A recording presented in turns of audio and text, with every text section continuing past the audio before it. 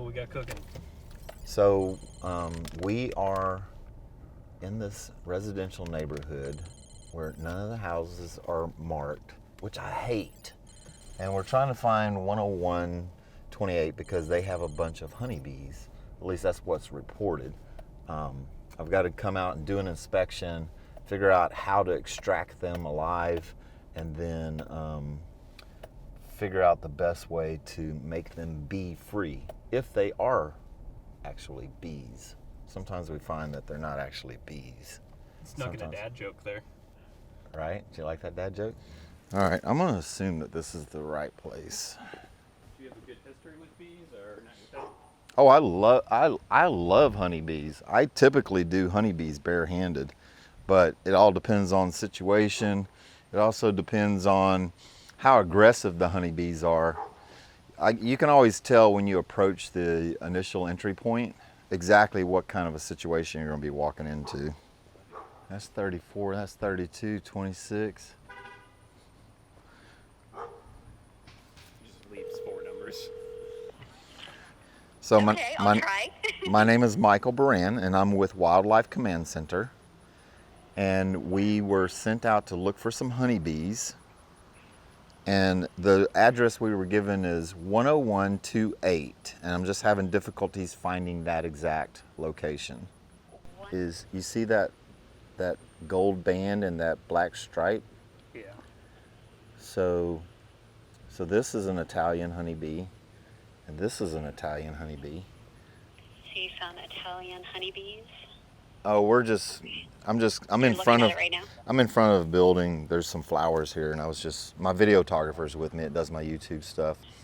So I was pointing out the different types of honeybees. Meadows Road, and then look up and down there, and if you can't find it, give us a call back. Yes, ma'am. Thank you for your help. It helps to have the right address. It does help to have the right address. It helps to be on the right street.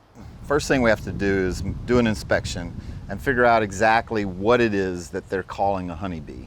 Is it yellow jacket? Is it actually honeybees? Is it red wasp? Is it some other type of stinging insect? Then we're going to try to figure out and ascertain how can we extract them and rebuild the facility so that the honeybees can't get in it if it is honeybees. If it's wasps, then we find a different way of dealing with wasps. But this is the very first inspection on this place, and we don't even know what's going on. What I do know is that that is my trap. One of my technicians left one of my traps out here.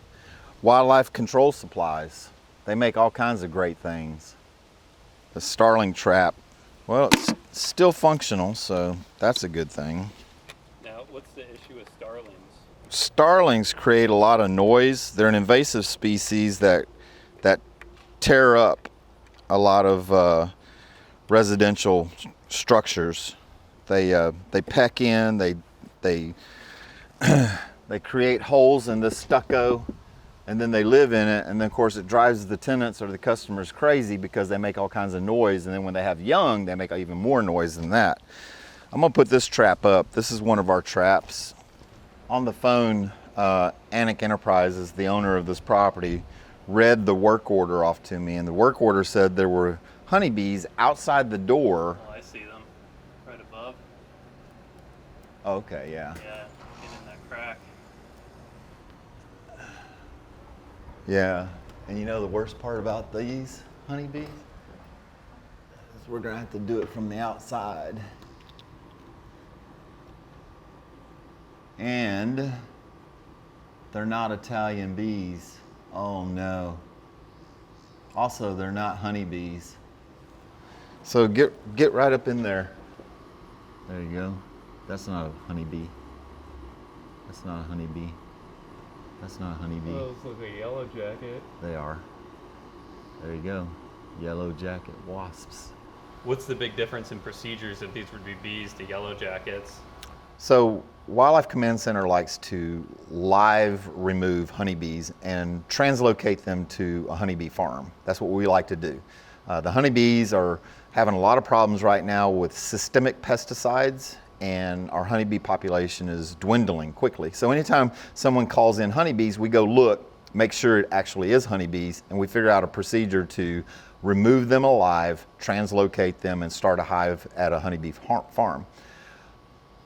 Most people don't understand the difference between a yellow jacket and a honeybee.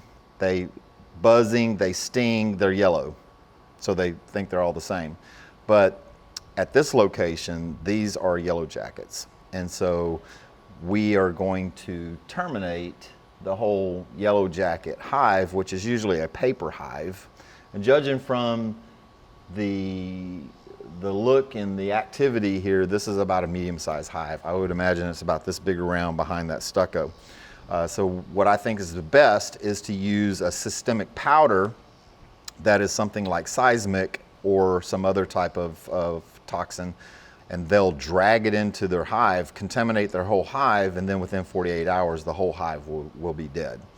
That's how we'll have to address this. So not only are we talking about property damage here, because they are damaging the property, but we're also talking about a human health problem because people are getting stung, and if someone who is allergic to bee stings or wasp stings is stung, then we could have a major health problem, a major cardiac arrest, or we could have apoplectic seizure, or one of these other things that happens to people when they're allergic to bee stings and wasp stings. Anaphylactic shock. What is that word? Epileptic. Anaphylactic shock. Anaphylactic shock. Anaphylactic shock. Is there any positives to yellow jackets? Like, what's their role in nature? Well, I mean, everything has a role in nature. Everything is part of the ecosystem. Yellow jackets do clean up the system because they are omnivores. They eat both sweet, sugary substances, and they eat protein substances. So if there was a little mouse somewhere and they found it was already dead, they would start eating on that mouse and taking pieces and parts back to it. Nothing preys upon them. Occasionally a mantis, a praying mantis, may catch one, but for the most part, they have their niche in the ecosystem. It just doesn't benefit humans in any way. And so, you know, we are an egocentric species, and so we feel like if it doesn't benefit us, that there is no benefit, but that's not the truth.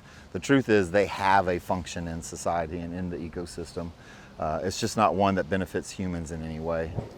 We do a lot of honeybee work every year. We do live removals because we care about the bees. If you've got a honeybee issue, call us at Wildlife Command Center. We can help.